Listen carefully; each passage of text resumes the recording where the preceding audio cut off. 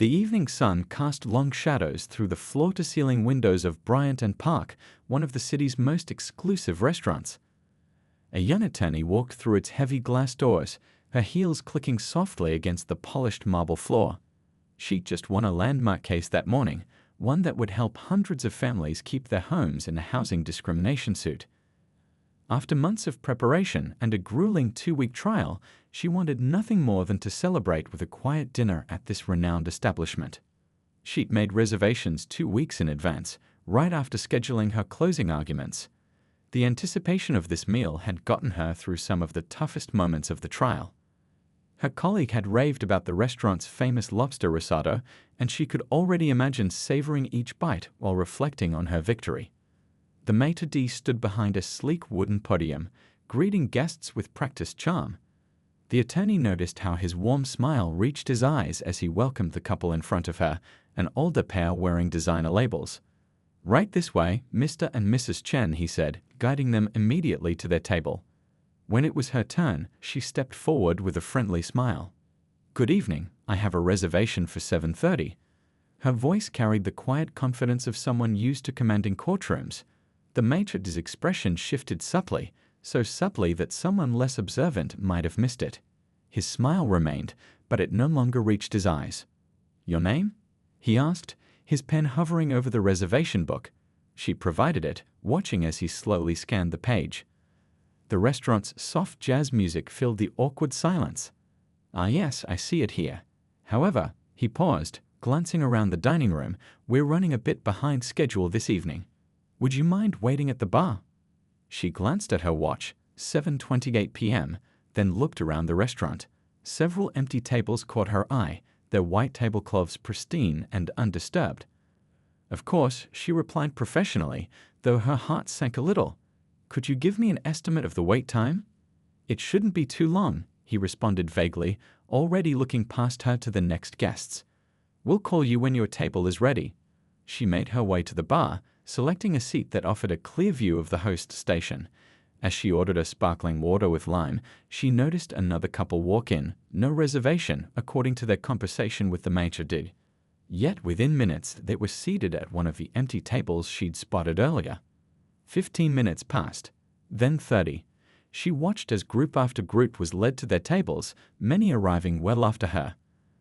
The bar began to fill with the happy chatter of people meeting for after-work drinks, but she remained focused on the steady stream of diners being seated. Not a single person who'd been seated shared her skin color. At the 40-minute mark, she approached the podium again. A different host was now manning the station.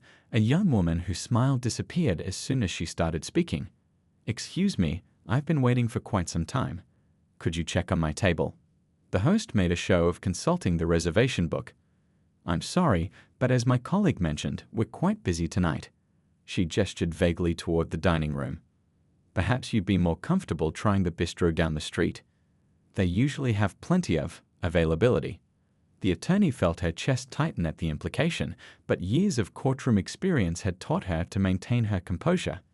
She pulled out her phone and, with steady hands, began documenting the time, the exchange, and the numerous empty tables still visible throughout the dining room.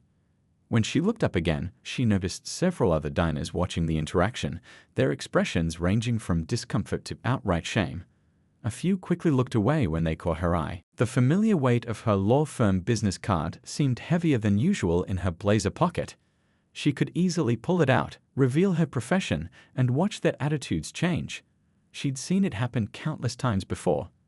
But tonight, she had a different idea. Sometimes the most powerful responses required patience and strategy. She picked up her small leather briefcase from the bar, leaving an unnecessarily generous tip for the bartender who had at least treated her with basic courtesy. As she walked toward the exit, she paid careful attention to the names on the staff members' badges, making mental notes that would prove useful very soon. The night air had grown cooler during her wait, but she barely noticed it. Her mind was already racing with plans for tomorrow. After 15 years of fighting housing discrimination in the courtrooms, she knew exactly how to handle discrimination in restaurants too. But this time, she wouldn't just file a lawsuit.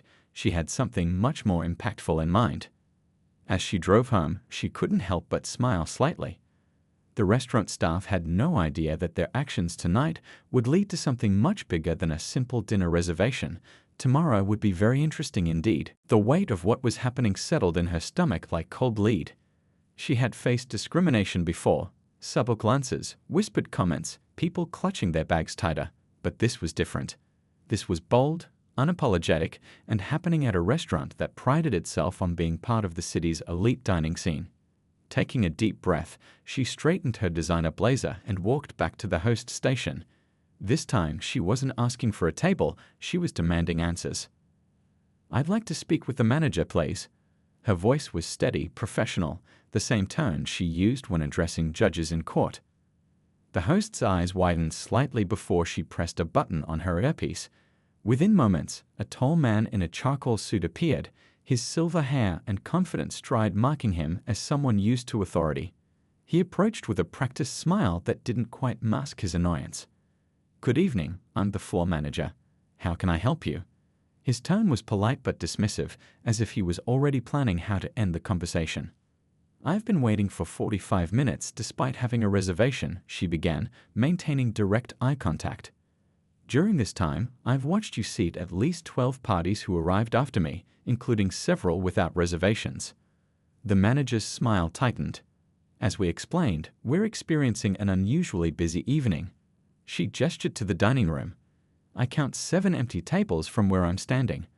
I'm a regular at several restaurants in this area, and I understand how seating arrangements work. What's happening here is something else entirely." A couple waiting nearby pretended not to listen, but she could see them shifting uncomfortably. The manager's face flushed slightly as he glanced around, noticing other diners starting to pay attention. "Ma'am, you don't understand." He lowered his voice, leaning in slightly.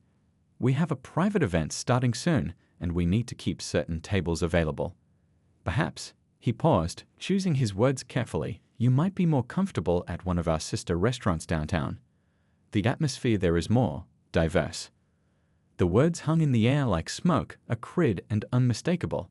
She felt her law degree practically burning a hole in her pocket, but she kept it there. Years of experience had taught her that sometimes the most powerful move was to let people reveal themselves fully. "Are you suggesting," she replied, her voice clear enough to carry to nearby tables, "that I would be more comfortable somewhere else because of my race?" The manager's face went from pink to red. "That's not what I simply meant." He stumbled over his words, aware of the growing audience. A young server nearby nearly dropped her tray, clearly distressed by what she was witnessing. "Let me be very clear," she continued, pulling out her phone. "I'd like you to state, for the record, why I'm being denied service despite having a reservation and despite there being multiple available tables." The manager's demeanor changed instantly. "I don't appreciate your tone or these accusations. This is a private establishment, and we reserve the right to refuse service to anyone who's being disruptive." Disruptive. She arched an eyebrow, gesturing to her calm demeanor and professional attire. "Please, explain how I'm being disruptive." By now, the tension in the air was thick enough to cut with one of the restaurant's expensive steak knives. Several diners had stopped eating entirely, their forks suspended midway to their mouths. A woman at a nearby table was whispering furiously to her husband, shooting disapproving glances at the manager. "If you continue to make a scene," the manager said through clenched teeth, "I'll be forced to call security." She nodded slowly, as if absorbing a key piece of evidence in court. "I see. And would you call security for any other patron asking about their reservation, or is this special treatment reserved for people who look like me?" The manager's silence was deafening. A few diners had pulled out their phones, sensing they were witnessing something significant. The young host who had originally greeted her looked like she wanted to sink into the floor. "Before I leave," she said, her voice carrying the weight of years of similar experiences, "I'd like your full name and position, as well as the name of your direct supervisor." "I'm not obligated to." "You're right, you're not obligated," she interrupted smoothly. "But I think we both know that refusing to provide that information would only make this situation more interesting." The manager stared at her for a long moment before reluctantly providing the information, which she carefully noted in her phone. The restaurant's sophisticated atmosphere had transformed into something tense and uncomfortable, like a courtroom right before a damaging piece of evidence is revealed. As she gathered her belongings from the bar, she could hear heated whispers from nearby tables. "Did you see that? In this day and age, I can't believe they would." She walked toward the door with her head held high, her heels clicking against the marble floor like a judge's gavel. Just before reaching the exit, she turned back one last time, speaking loudly enough for everyone to hear. "I look forward to dining here tomorrow evening." The hint of a smile played at the corners of her mouth as she pushed through the heavy glass doors, leaving behind a dining room full of stunned faces and uneasy conversations.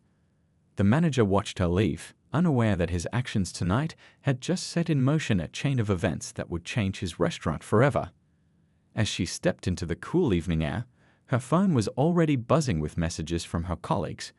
Tomorrow would be a day this restaurant's staff would never forget. Instead of heading straight to her car, she paused in the elegant courtyard outside the restaurant. The fancy stone fountain bubbled peacefully, a sharp contrast to the storm of thoughts running through her mind. She pulled out her phone and opened her notes app, her fingers flying across the screen as she documented everything while it was still fresh in her memory. The exact time she arrived, 7:28 p.m. Her reservation confirmation email, 7:30 p.m. The number of empty tables she counted, 7. The exact words the manager used, "more comfortable at one of our sister restaurants downtown." She even noted the names of other guests who had been seated before her: the Wilsons at 7:35, the Thompsons at 7:40, the young couple without a reservation at 7:50. As she typed, a couple emerged from the restaurant and approached her. The woman looked concerned, her hands nervously clutching her designer purse. "Excuse me," she said softly. "My husband and I. We saw what happened in there. It was absolutely horrible. Would you like us to provide our contact information? We'd be happy to be witnesses if you need them." The attorney smiled warmly, touched by their gesture. She accepted their business card, noting how the husband, a distinguished-looking man in his 60s, seemed almost embarrassed by what he had witnessed. "What happened to you in there?" he said, shaking his head. "It's not right. Not in this day and age." After they left, she continued documenting. She described the body language of the staff, the manager's changing tone, the reactions of other diners. 15 years of practicing law had taught her that details matter. Every gesture, every word, every subtle shift in behavior could be significant. A young server stepped out for her break, still wearing her black apron. She glanced around nervously before approaching. "I just wanted you to know," she whispered, "this isn't the first time." The manager, "He does this regularly. Some of us have tried to speak up, but..." She trailed off, her eyes darting toward the door. The attorney's fingers moved quickly across her phone screen, recording this new information. "Would you be willing to share more?" she asked gently. The server nodded, providing her personal email address before hurrying back inside as her break ended. Looking up from her phone, she noticed several people at the bar watching her through the restaurant's windows. Some quickly looked away, but others held her gaze, their expressions a mix of shame and solidarity. She could see them talking among themselves, no doubt discussing what they had witnessed. She opened her Photos app next, scrolling through the pictures she had discreetly taken earlier, the empty tables, the manager's name tag, the reservation list visible on the podium. In one photo, you could clearly see 3 empty 4-top tables in the background, while the manager claimed they were fully booked. Her phone buzzed with a notification. Someone had already posted about the incident on social media. The post was gaining traction, with comments flooding in from people sharing similar experiences at the same restaurant. She screenshotted these posts, more evidence for what she was planning. Another couple exited the restaurant, and she overheard snippets of their conversation. "Can't believe they would treat someone like that. Should report them. Never eating here again." The ripples of what had happened were already spreading. She opened her contacts and began composing a message to her colleagues at the law firm. Not a mass email, no, this required a more personal touch. She selected specific attorneys she knew would be perfect for what she had in mind. Each of them had fought similar battles, had faced similar prejudices, had turned discrimination into opportunities for change. "Tomorrow evening, 7:30 p.m., she typed. "Dress professionally. Bring business cards. I'll explain everything in the morning meeting. One by one, the replies started coming in. I'm in. Count me in. Wouldn't miss it. They didn't need many details, they trusted her judgment, and they understood the importance of what she was planning. As she finally walked to her car, she noticed her hands were steady, her mind clear. The hurt and anger from earlier had transformed into something more powerful purpose. This wasn't just about a denied dinner reservation anymore.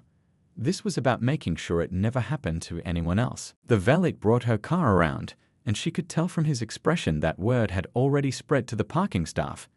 He handed her the keys with a respectful nod, his eyes conveying an unspoken apology for what had happened. Settling into the driver's seat of her luxury sedan, she took one last look at the restaurant. Through the windows, she could see the manager in an intense discussion with other staff members, probably trying to damage control the situation. Little did he know, the real story was just beginning. She started her car, the engine purring to life. Tomorrow would require careful planning, but she knew exactly how to handle it. As she pulled away from the restaurant, her mind was already mapping out the next steps.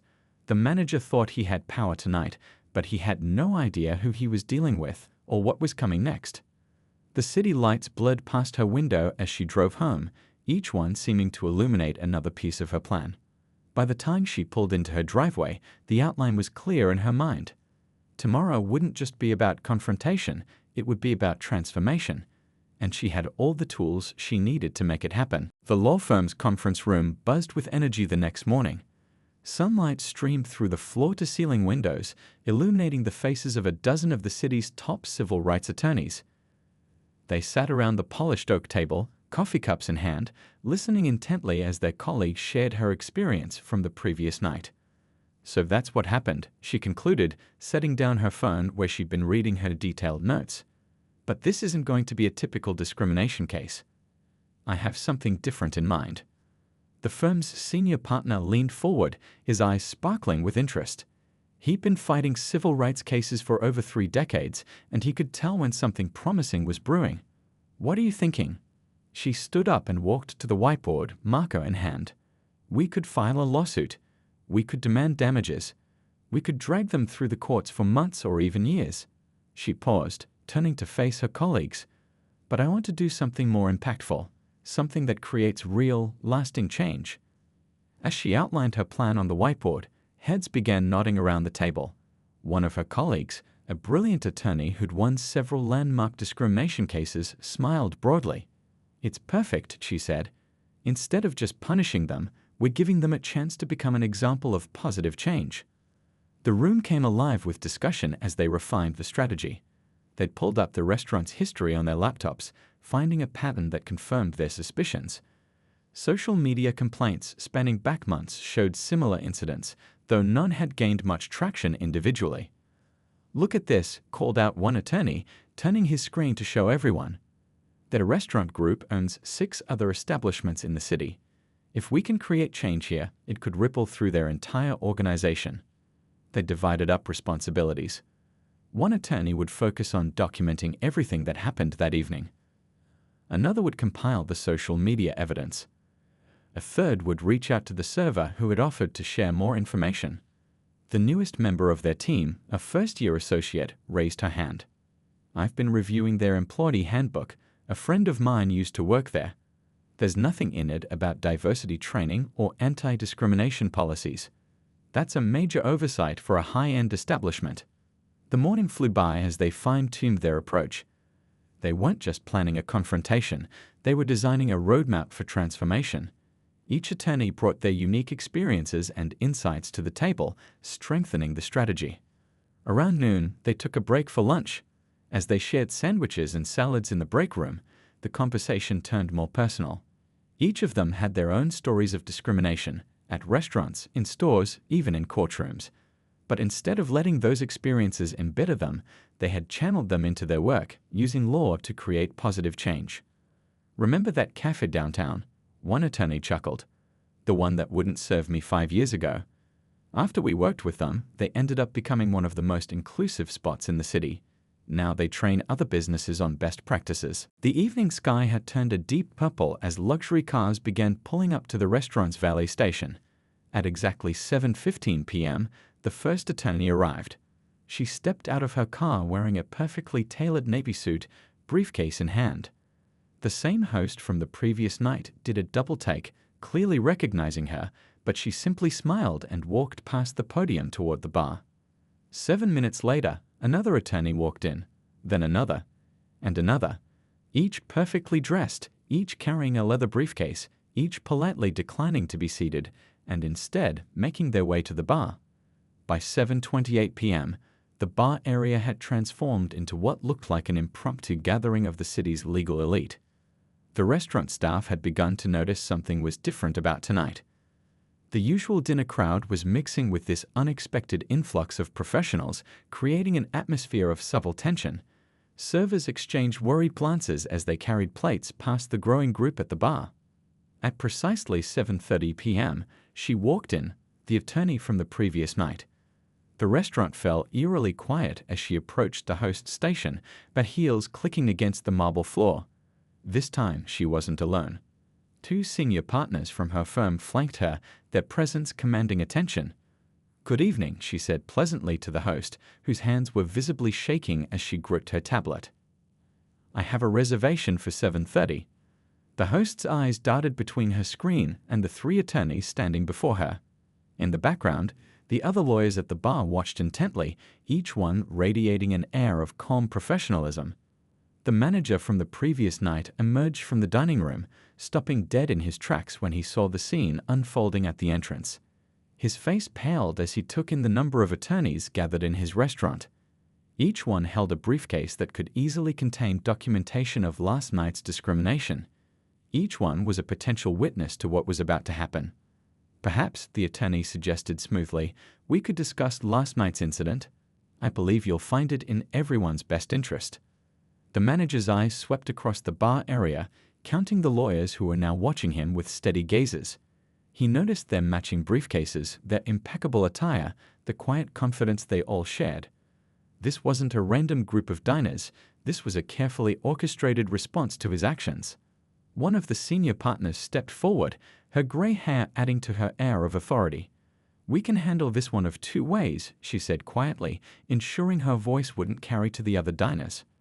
"We have enough evidence to file a very public lawsuit, complete with testimony from your own staff members.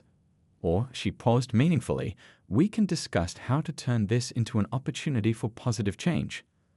The young server from the previous night was watching from near the kitchen, hope visible on her face. Other staff members had stopped their tasks, sensing that something significant was happening. Even the regular customers seemed to understand they were witnessing an important moment. The manager looked around his restaurant helplessly. Every empty table suddenly felt like a reminder of his mistake from the previous night. The weight of what he had done, and what it might cost the restaurant, seemed to hit him all at once. "My office is this way," he finally said, his voice hardly above a whisper. As they followed him toward the back of the restaurant, the attorney caught snippets of conversation from nearby tables. "Isn't she the one from last night? Look at all these lawyers. They planned this perfectly." The other attorneys remained at the bar, their presence a clear message. "We are here, we are watching, and we are ready to act if needed." Some had opened their briefcases, removing folders filled with documented evidence of similar incidents at the restaurant. The message was clear. They had done their homework. Just before entering the manager's office, the attorney glanced back at the dining room.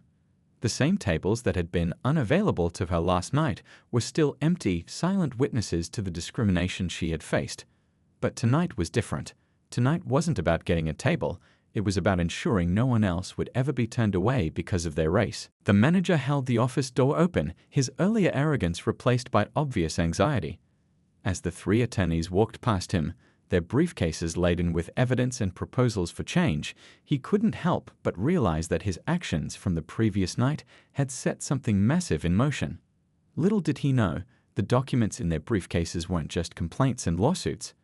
They also contained a comprehensive plan for transforming his restaurant into a model of inclusive dining if he was willing to listen. The next few minutes would determine whether this story would end in a courtroom battle or become an example of how restaurants could change for the better. The manager's office was smaller than expected for such an upscale restaurant. Awards and certificates covered one wall, their glass frames reflecting the overhead lights.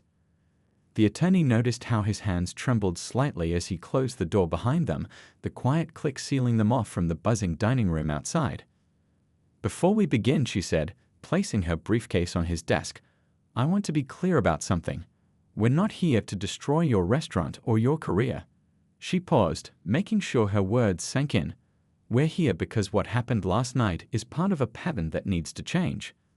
The senior partners flanking her began removing documents from their briefcases, social media complaints, written statements from former employees, screenshots of similar incidents reported over the past year. The evidence piled up on his desk like falling autumn leaves. "This isn't just about one refused reservation," the older partner explained, her voice firm but not unkind. "It's about a systemic problem in your establishment, one that's been documented multiple times." The manager sank into his chair, his earlier bravado completely evaporated. Outside his office window, he could see the bar area still filled with attorneys, each one a potential witness, each briefcase potentially containing more evidence against him. I never meant," he started, then stopped, seeming to realize how hollow his words sounded. The attorney leaned forward, her expression serious but not threatening. "Let me show you something." She pulled out her phone, opening a video someone had recorded the previous night. The footage clearly showed empty tables while she was being told the restaurant was full.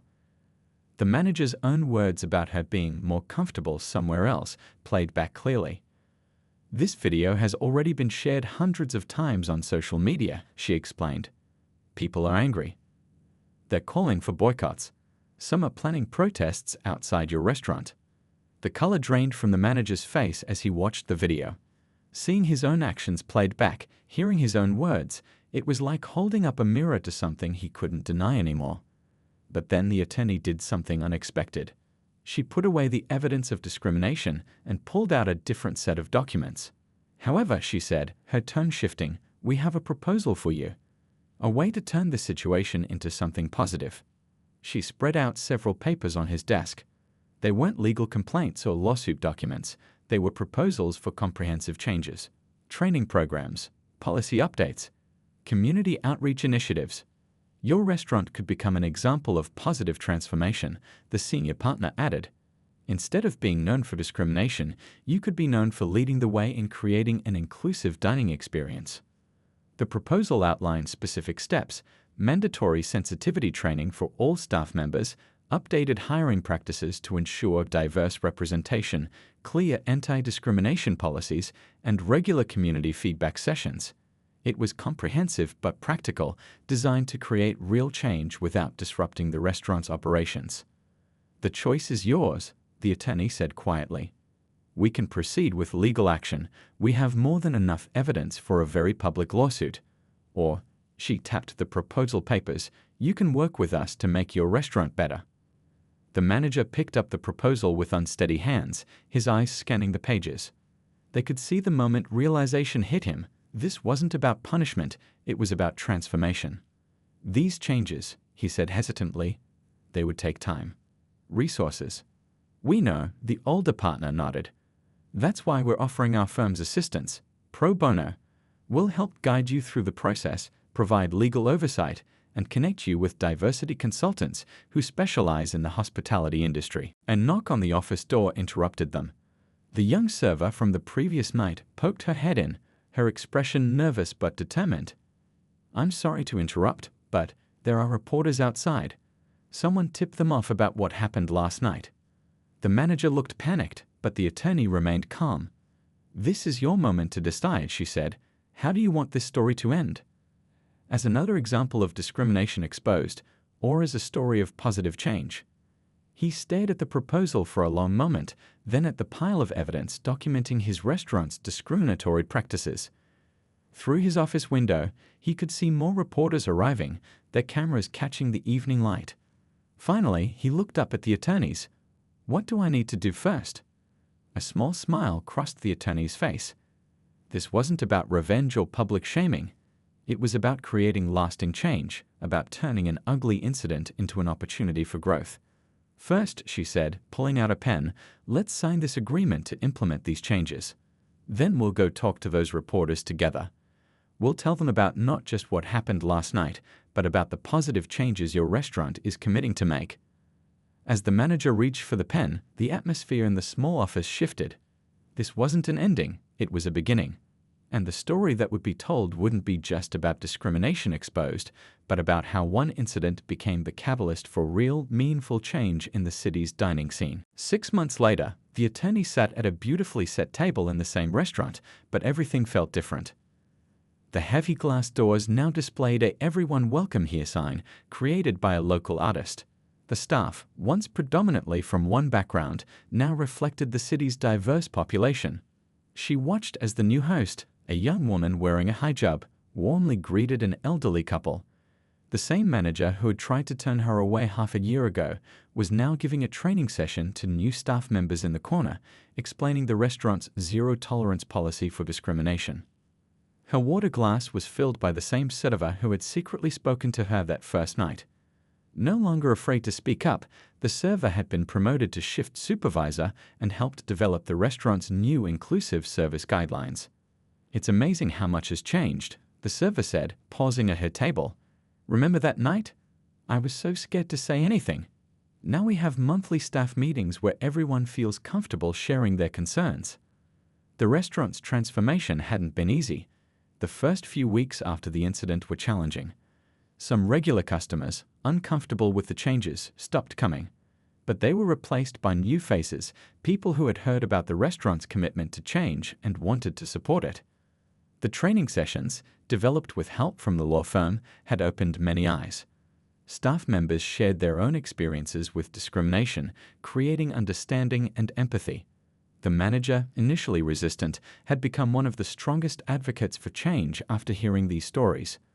Looking around the dining room, she could see the results of their work everywhere. A group of businesswomen in hijabs chatted over appetizers. A family celebrated their grandmother's birthday, speaking in a mix of English and Spanish. A young couple using sign language enjoyed their dinner, while their server communicated with them using basic signs learned in the restaurant's new inclusivity training. The menu had evolved too. While keeping their signature dishes, they'd added new options celebrating different cuisines, each with a small story about its cultural significance. These additions had earned them praise from food critics and brought in customers eager to try something new. Near the bar, she noticed a framed newspaper article about the restaurant's transformation. The story had spread beyond their city, inspiring other establishments to examine their own practices. Restaurant owners from neighboring cities had visited to learn about their training programs and inclusive policies. The manager approached a table, no longer the intimidating figure from that first night. "Would you believe we're now giving workshops to other restaurants?" he said, genuine pride in his voice. "Last week, we helped 3 different establishments develop their own inclusivity training." She smiled, remembering the tension in his office 6 months ago. "How are the monthly community feedback sessions going?" "Better than we expected," he replied. "We've learned so much from our customers. Did you see our new accessibility features? That was suggested in last month's session." Indeed, she had noticed the new ramp at the entrance, the braille menus, and the thoughtfully redesigned space between tables to accommodate wheelchairs. Small changes that made a big difference. A family walked in, grandparents, parents, and children. She overheard the host easily switch between English and Mandarin to make them feel welcome. 6 months ago, this same family might have faced uncomfortable stares or poor service. Now, they were just another group of valued customers. The restaurant's transformation had rippled through the community. Other businesses had taken notice. The local restaurant association had even created a new award for inclusive excellence, inspired by this establishment's changes. As she finished her meal, the famous lobster risotto she'd originally come for half a year ago, she felt a deep satisfaction. This wasn't just about one restaurant or one incident. It was about showing how positive change could happen, even in places where discrimination had once seemed normal. The manager stopped by one last time as she prepared to leave. "You know," he said quietly, "that night you came back with all those attorneys. I thought it was the end of my career. Instead, it was a new beginning. Thank you for giving us that chance." Walking out into the evening air, she paused to watch other diners entering the restaurant. Each person who walked through those doors would find a welcome, regardless of who they were. The incident that had sparked this transformation was now just a story they told in training sessions, an example of how far they'd come. Her phone buzzed with a message from another restaurant owner asking for advice on implementing similar changes. She smiled as she got into her car.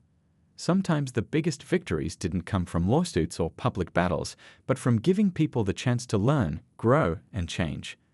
This restaurant had become more than just a place to eat. It was proof that positive change was possible, one table at a time.